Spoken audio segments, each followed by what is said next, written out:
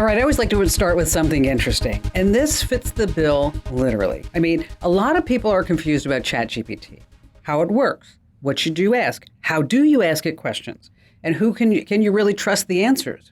Well, imagine for a moment that you are Warren Buffett, and you are sitting there saying, ChatGPT, I need to phone a friend. So who does Warren Buffett phone? Bill Gates, of course. Of course. Okay.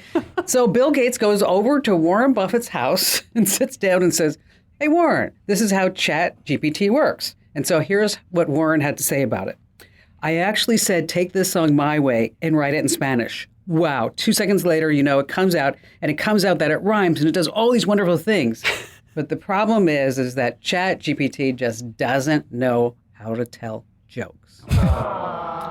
Now, you have to know Warren Buffett to know that he has like this corny sense of humor. So years ago, I was voted one of Fortune magazine's most powerful women in America. And there was one guy invited. And guess who it was? Warren Buffett. So I went and did the keynote. And afterwards, I sat right next to Warren Buffett. And he were just chit-chatting. And he looks at me and goes, oh, Kim, don't make fun of me because I have a flip phone because I don't trust iPhones. And I was like, oh, come on, dude. We got to get you at the Times. And I said, speaking of the Times, I mean, you must feel like so powerful because you're like the only man in this whole auditorium with 3,000 women. I said, I mean, if you can't score here, Warren, let me tell you, this is like, it's just not going to happen. So he actually looked at me and he said, Kim, look at me. I'm not the most attractive guy. I'm older. I'm in my 80s. You know what I have to do to score with a woman? And I said, what? He said, I had to buy Hanes underwear. And that's how I got it. And then he said, here's another fun fact. Who buys the most men's underwear at Walmart? Who does? Anybody? Women. Women. Did you know that? Women will buy men's underwear. I thought that was so interesting. Welcome to a happy Friday. Are you ready for just another exciting episode of Kim Komando today? We've got just a jam-packed show for you with not just one, but two amazing folks by my side. I'm talking about the amazing dynamic duo from Komando.com and the newsletters. Of course, we have Ali Seligman first up. She's our amazing content queen. Hello there, Ali. Speaking of ChatGPT, I'm going to tell you all the things you don't want to say to it because, yes, your privacy.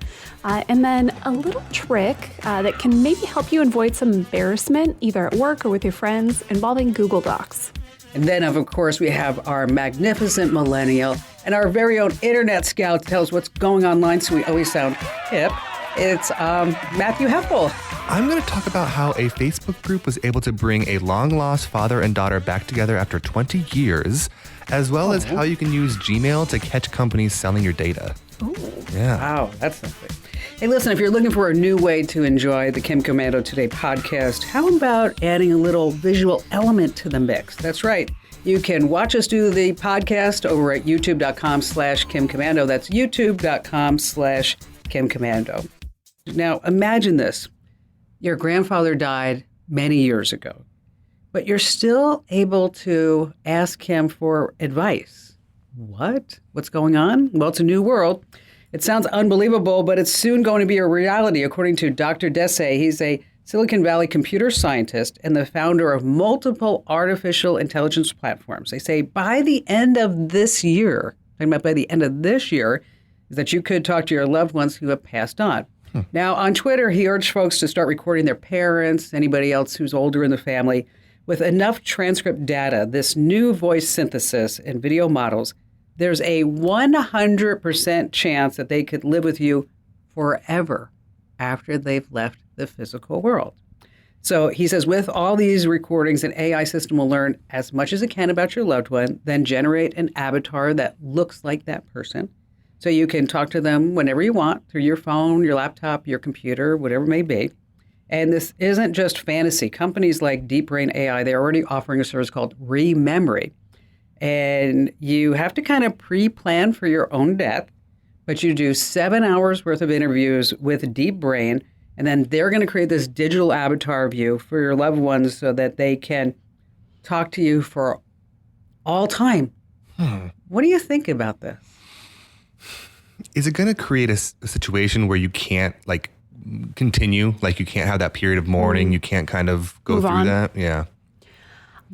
It's a lot for me. It's a lot for me to handle. I think if I think about maybe it being someone that I only knew as a kid, like, you know, a great grandparent, an older grandparent, but somebody that I'm really close to, that seems really tough. I feel the same, Matt. Like it'd be hard to find closure. It would be. It Yeah. really would. It would. I think it would be too. Because I was thinking of like with my mom. Because you know, we were like two peas in a pod. I mean, I lived with my mother, which I explained to her once. I said, I've lived with you for like 45 years of my life.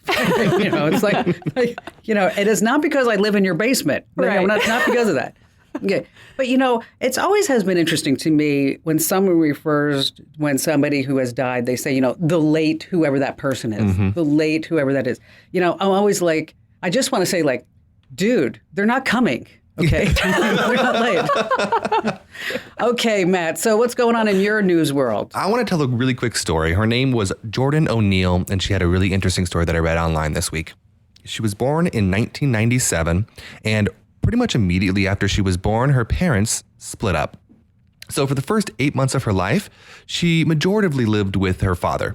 And then her mom kind of like stole her and moved her to Alabama, where her mom almost immediately abandoned her to live with her grandma. So she lives with her grandma for another 20 years. And then sadly, in 2020, her grandma passed away. Now, she didn't have any other family.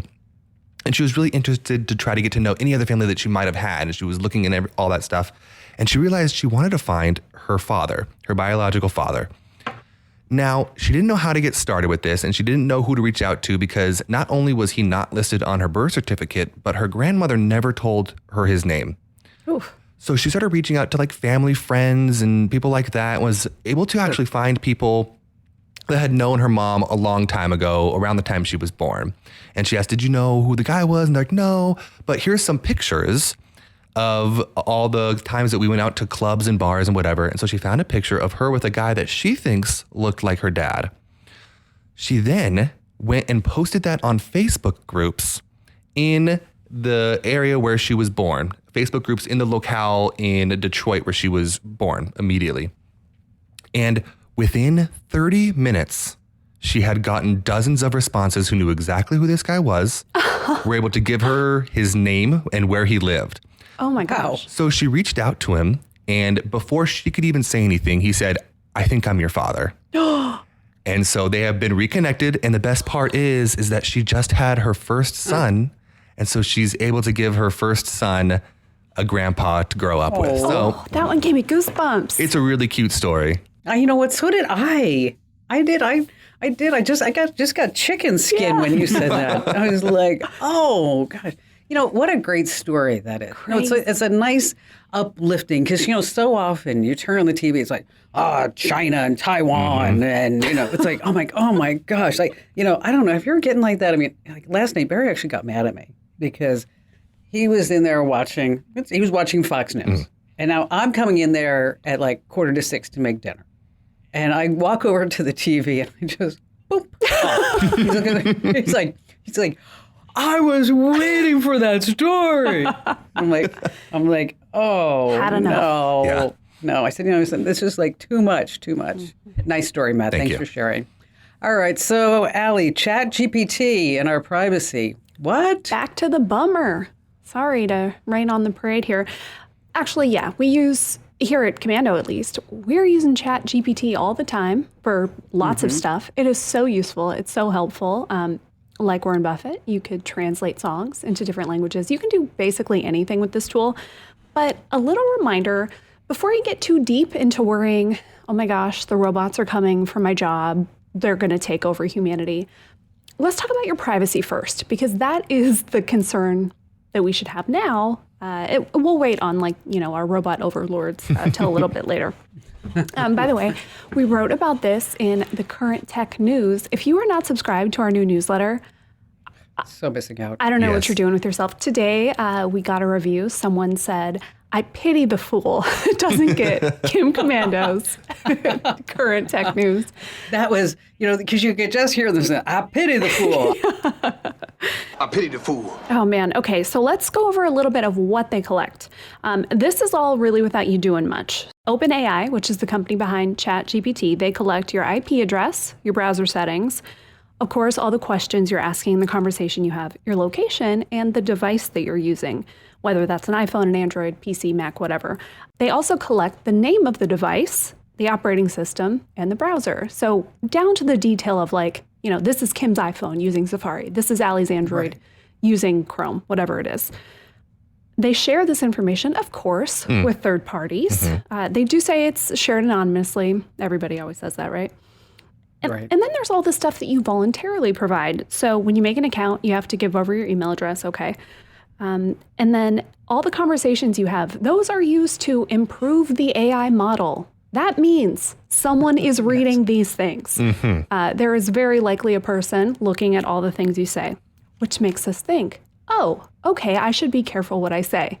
It doesn't quite feel like, as someone who's used it a lot, it doesn't feel like Google or another search engine where you have that moment of like, I'm not going to put anything private or personal or too sensitive in here because I know it's Google. Because it feels so human, it kind of removes that element, and you might say something that you don't realize.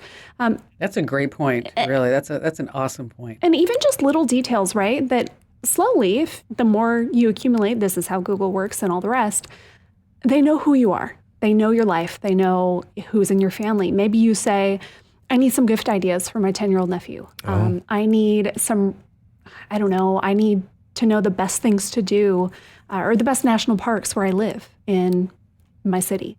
And slowly but surely. I need to know if this rash is cancer. Or Seriously. Yes, exactly. Yes.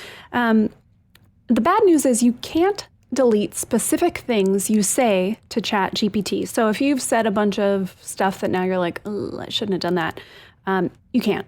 If you want to wipe everything, you can delete your account. I am not really so sure that that is going to wipe out everything. There are probably at least bits of your account and your conversations are going to stick around. And a reminder, if you're using this for work, don't put any confidential work information, anything from your job, trade secrets, follow your company's security procedures like you normally would. If you wouldn't tell somebody in real life, don't put it into the chatbot. Yeah, exactly. I mean, don't upload a business plan and say, please summarize this for me. No. It's just Remember when really, companies were getting in trouble because people were putting in like, hey, I work at Google. Can you figure out this coding problem? No, we don't want them to have that. No, it's, and it's a good point because that's a really important thing that you said, because you don't feel like the almighty hand of Google is above you. You can go back and forth, because I go back and forth because I was looking for trivia questions. And I said, no, those are boring. Get me something more exciting. and then it gave me a trivia question. The answer is wrong. And I said, you're such a dummy. And then it came back and said, and it gave me like this big red thing that says, this is against our community guidelines. I'm like, it wasn't bad. Exactly. Yes, I'm going to get banned. Hey, listen, coming up, I have some news about smart sprinklers. Yes, smart sprinklers that we're installing. Matt is going to reveal his secret method to uncover data selling companies via email. And Allie's got an insider tip for perfectly polished Google Docs. And Allie, you're on joke duty, I hear, right? I am, yes. This is a pretty good joke. I'm going to give it 7.5. Faulty. I think one day we should do just like what Matt did. Okay, I give this joke a 7.5 when in reality it was a 0. I mean, it's just something like that. Or I'm just going to, my joke is a 3. There you go. Yeah, it's Always just a give 3. It low. Hope you laugh. All right, so stay right where you are.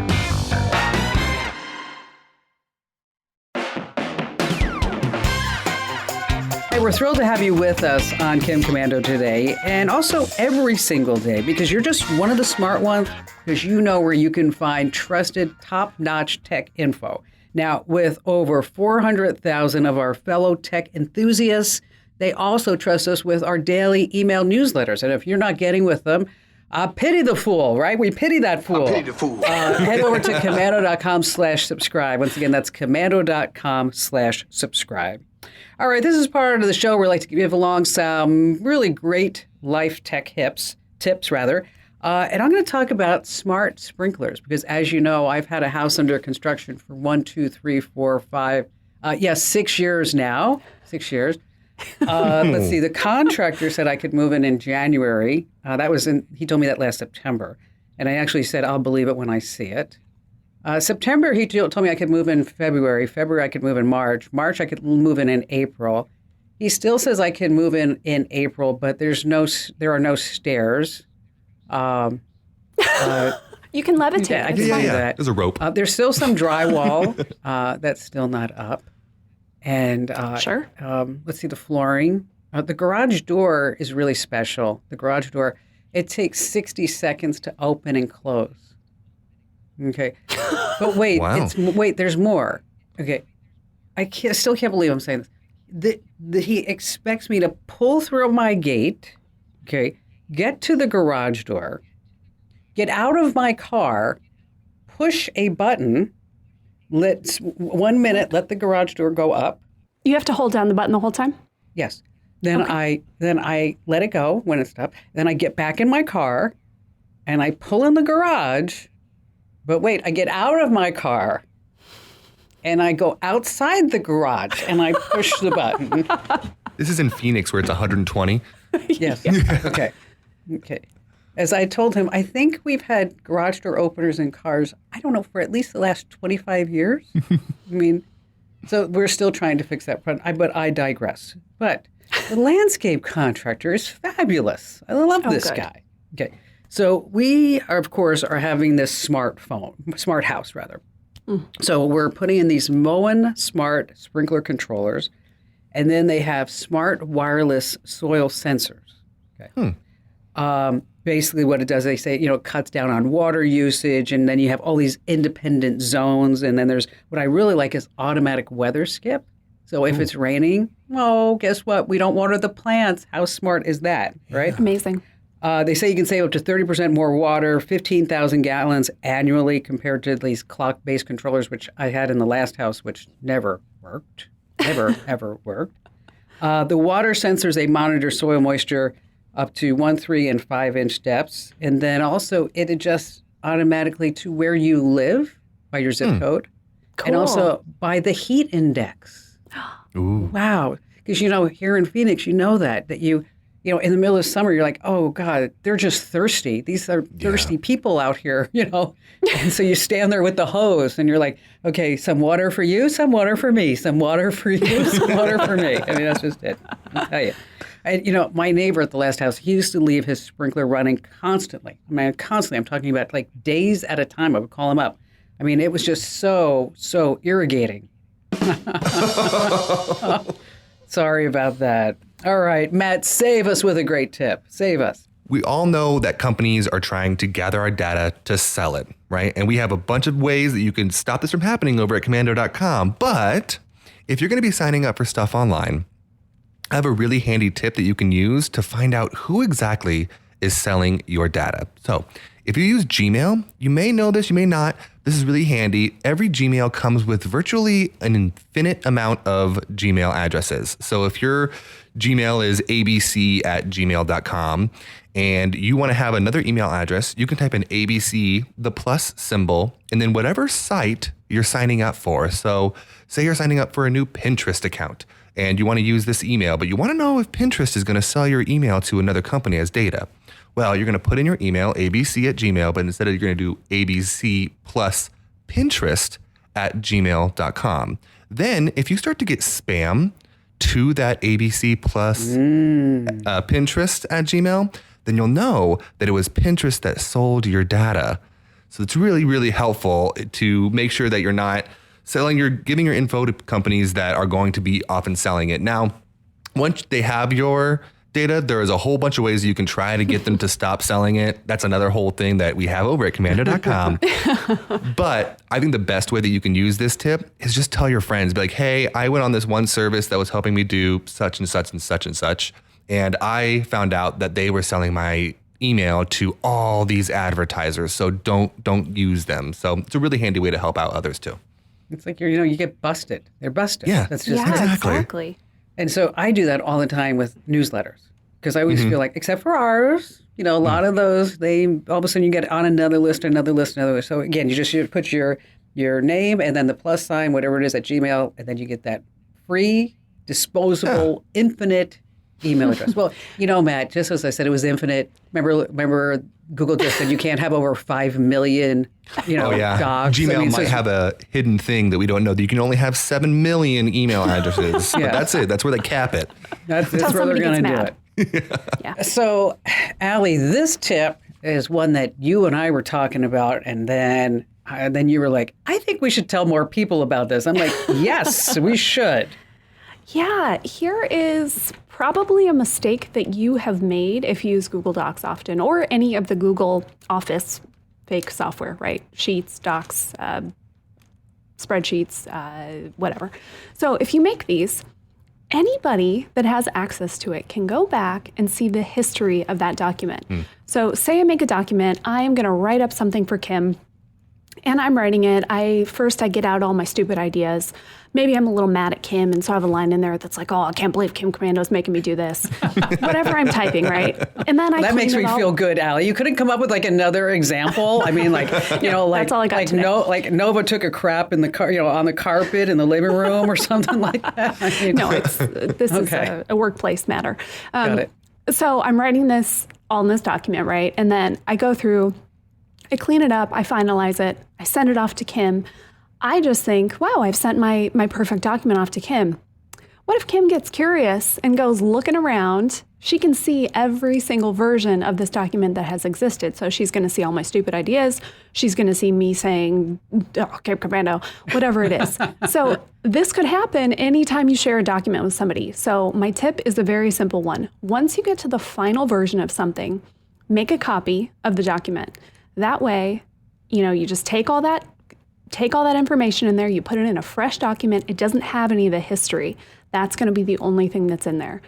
You might save yourself some embarrassment. And if you are thinking, oh my gosh, I've done that before. If nobody said anything to you, they probably didn't realize. So don't worry about it. Just be smart going forward.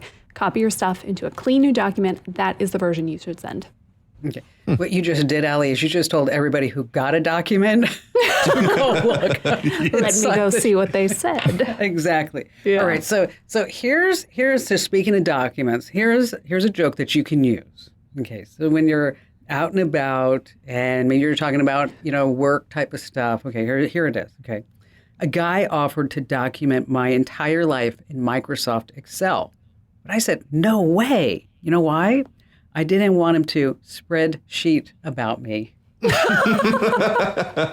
like that one. Didn't I like that one? That's actually pretty good. I think I saw that on Twitter the other day. Hey, listen, if you like quick tips like these, make sure that you get our Daily Tech Update podcast every single day, just 60 seconds. So wherever you get your podcast, just search for Komando with the K, and then get the Daily Tech Update. All right, coming up, I have the What the Heck headline of the week, which is crazy. It's about a Jeep that went underwater. Matt, this is really fascinating. Matt's going to be talking about whether or not the Simpsons know the future. This is really crazy stuff because there's this whole conspiracy theory that claims that the Simpsons can predict the future with this uncanny accuracy. And Matt has these examples to back it all up. Yep. And then Allie has a new way for us to make money that doesn't involve our feet.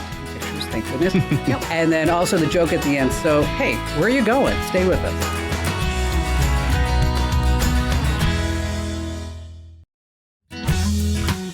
So we rolled out these new newsletters, and let me tell you, they are fabulous. People are sharing them left and right, and they're also rating. So at the end of the newsletter, we say, hey, give us a rating.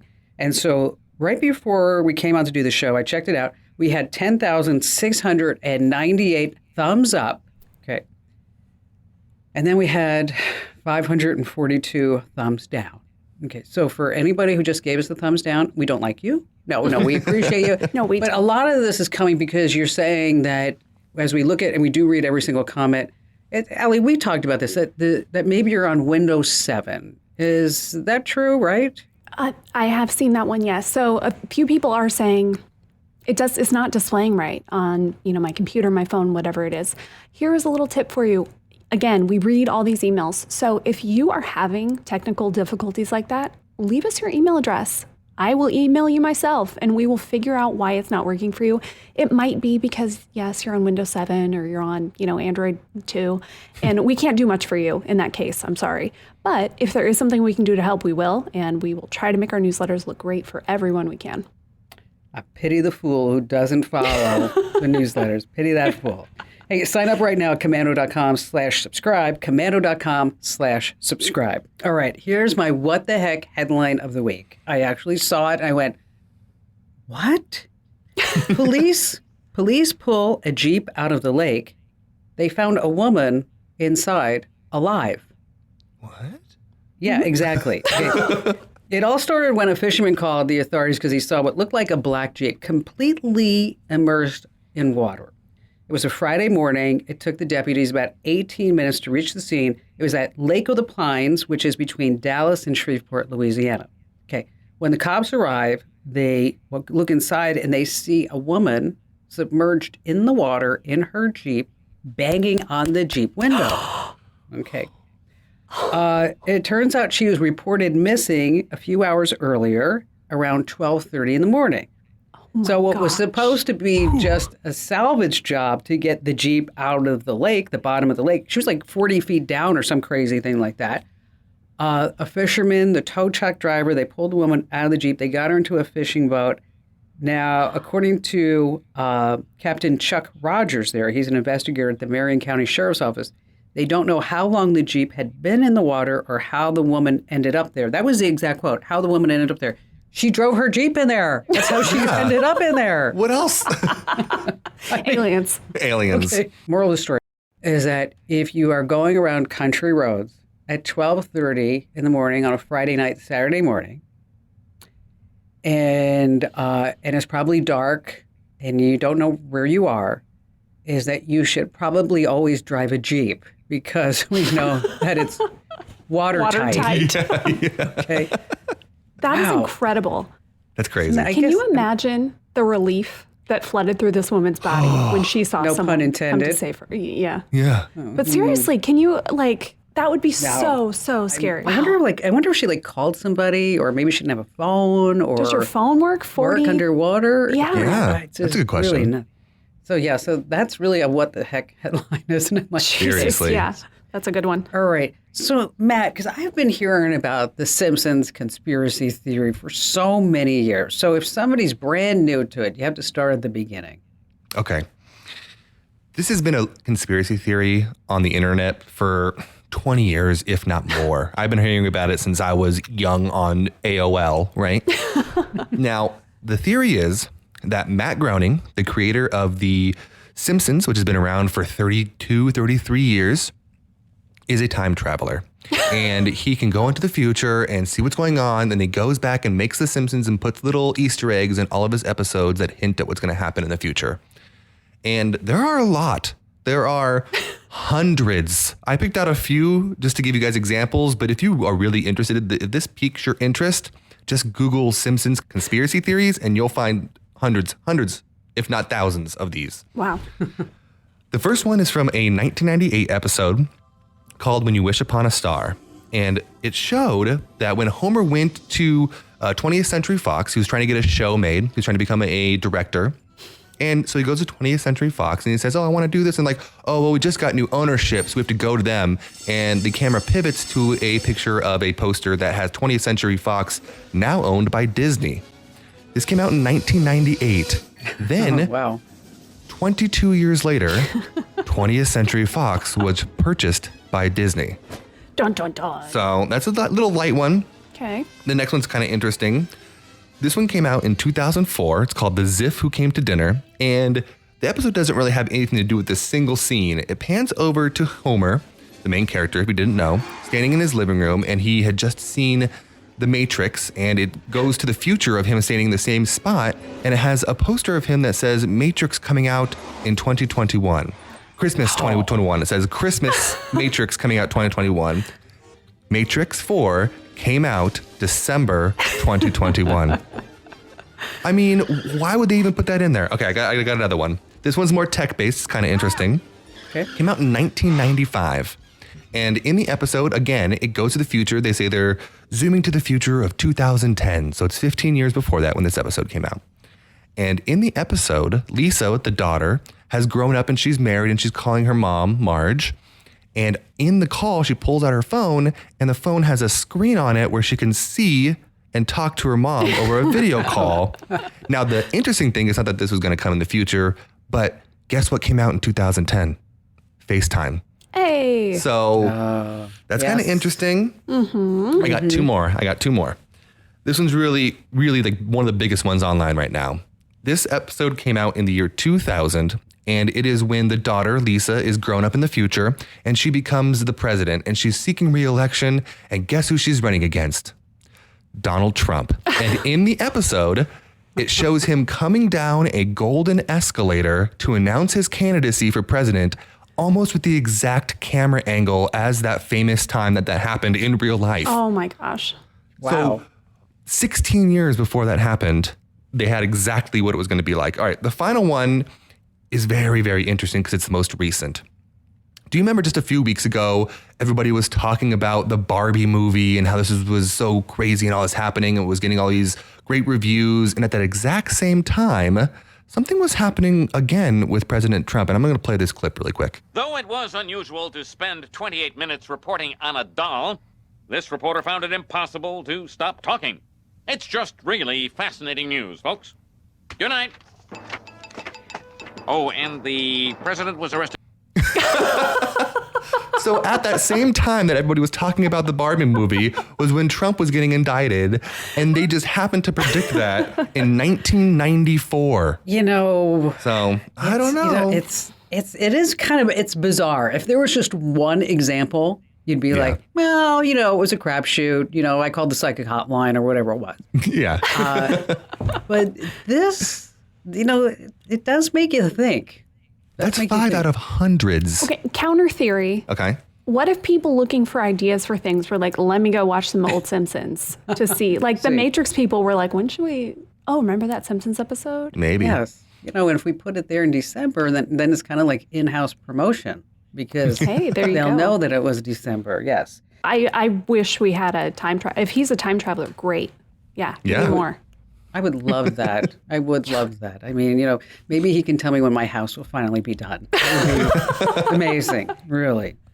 Hey, speaking of social media, make sure that you follow us. We are at Kim Komando everywhere. Instagram.com/KimKomando, which, by the way, if you haven't seen that AI picture of me with fingers in my face, it's very disturbing. So beautiful. It's gorgeous. Facebook.com/KimKomando and Twitter.com/KimKomando. You get the drill. All right, coming up, if you're a shy person, Allie has some ways that you introverts can make some money. We also have a great joke at the end that you don't want to miss.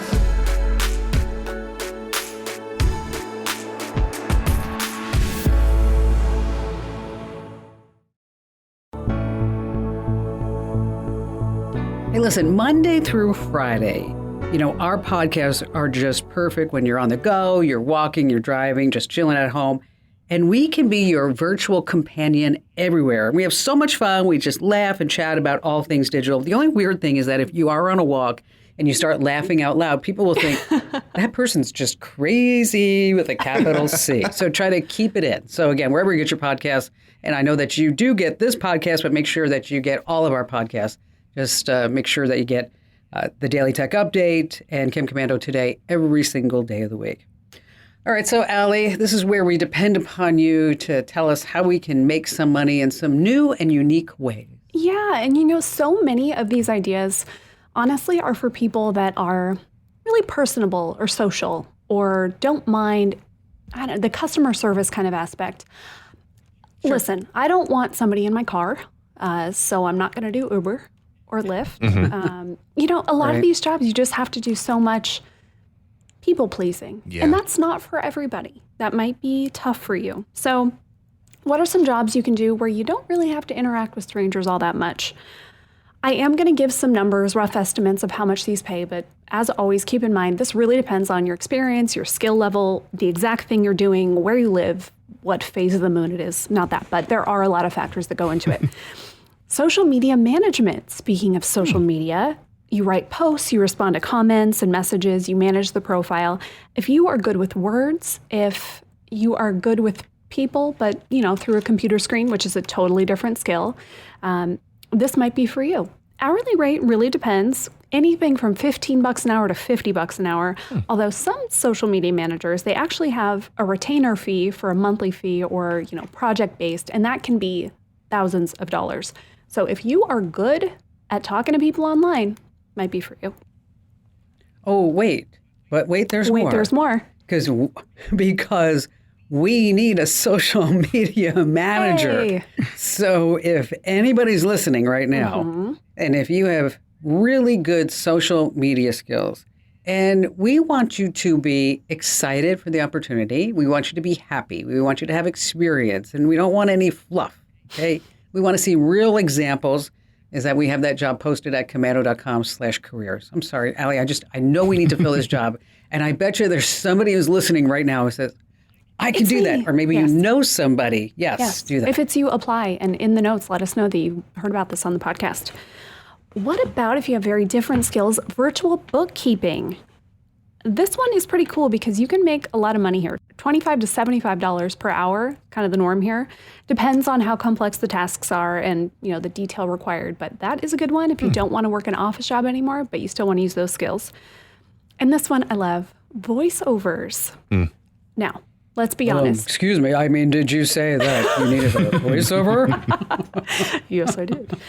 This could be tough to get into, but if you have a good voice, if you're that person that people have said to you, you should consider radio, or have you ever done it? We know those people, right, that have excellent speaking voices and they've just never done anything with it. They have a face for radio, we like to say. Exactly. Yes. You might be able to be a voice actor. You can earn a lot of money for this stuff, up to like hundreds of dollars an hour, depending on the project. Some things are flat rate for a project. I would say start yourself out on a site like Upwork or Fiverr, get some good stuff under your belt, and then you go for the big ones. We will have all these posted, of course, over at Komando.com, along with way more ways you can make money from home. Yes, legitimate ways. Yes. So do not just Google search, make money at home. No. That would be the absolute worst thing to do. All right. So, okay, I am being prepared to just LOL forever and ever. So, Allie, we're ready for the joke. I said a 3. I don't know what you're talking about. I will give the warning. This joke's a little long, but I think it's worth it, so stick with me. All right. A nun walks into the Mother Superior's office and sits down and sighs. What troubles you, sister? Mother Superior says. Wasn't this the day you were spending with your family? It was. And I went to play golf with my brother. As you might remember, I was quite a talented golfer before I devoted my life to Christ. I recall that, the Mother Superior said. So was your day of recreation not relaxing? Oh, far from it. In fact, I took the Lord's name in vain today. Oh my gosh, sister. Tell me about it. What happened? Well, we were on the 5th tee, and this hole is a monster, Mother. 540-yard par 5, there's a nasty dogleg right and a hidden green, and I hit the drive of my life, the sweetest swing I have ever made. It's flying straight and true, right along where I wanted, and it hits a bird mid-flight. Oh, Mother Superior says, how unfortunate. Surely that didn't make you blaspheme, sister. No, it wasn't that. I was trying to fathom what had happened, and then a squirrel ran out of the woods, grabbed the ball, and ran down the fairway. That would have made me blaspheme, Mother Superior said. No, it didn't, Mother, and I was so proud of myself. And while I was pondering whether this was a sign from God, a hawk swept out of the sky, took the squirrel, flew off with the ball clutched in its paws. So that's when you cursed, the mother said. No, it wasn't that either. The hawk started to fly out of sight. The squirrel was struggling. The hawk dropped him, and the ball popped out of his paws and rolled about 18 inches from the cup. Mother Superior sat back in her chair, folded her arms across her chest, looked at the sister, and said, "You missed the f***ing putt, didn't you?"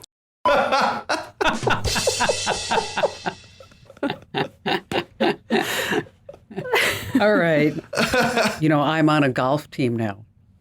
So I'm going to have to... There's a joke for you. I'm going to have to use that, although it's a really long joke. I'll have to wait till after we're done. You can shorten it up. But what I really like about the group and the tournament that I play in is that you don't have to be a good golfer. Because like I claim that I have a handicap. Okay. I only have one eye. Okay, go ahead. Try to play golf with one eye, So I get to tee it up in the fairway along the way. See? Nice. All right. So this has been just a phenomenal podcast, of course, as always, just another one. And this is part of the podcast before we leave you. We're giving you just a couple of things that we want you to remember before we sign off. So, Matt, you go first. If you want to catch companies that are selling your data, try out that Gmail trick. Again, it's your email plus and then the site that you're using and then at Gmail. It's super helpful. Try it out. And what about you, Al? Mine is Google too. If you are sharing documents with people often, just remember, make a clean copy so they can't see everything you've done before. And maybe go to your Google Docs and spy around a little bit, see if you see anything funny. And my tip is just, hey, get the newsletters. Be a tech pro. Just 5 minutes a day. That's it. I'm telling you, everybody who's sitting around this table right now, we are working so incredibly hard on these newsletters. And of course, we have other team members too. But it's probably, I think it's one of the best products we have ever put out. And so if you used to get the newsletters and you unsubscribed because you didn't like the ads, you were getting so many during the day, komando.com/subscribe. You're just going to love them. And we appreciate your comments, your ratings at the end of every single newsletter. And if you ever want to send us your thoughts here, just send a note to podcasts@komando.com. Once again, that's podcasts@komando.com. Thanks for listening, and we'll see you again at the next podcast. This program is a copyrighted production of Westar Multimedia Entertainment and protected by the copyright laws. Any rebroadcast or use of this program for commercial, business, economic, or financial purposes without the written permission of Westar Multimedia Entertainment is strictly prohibited. I pity the fool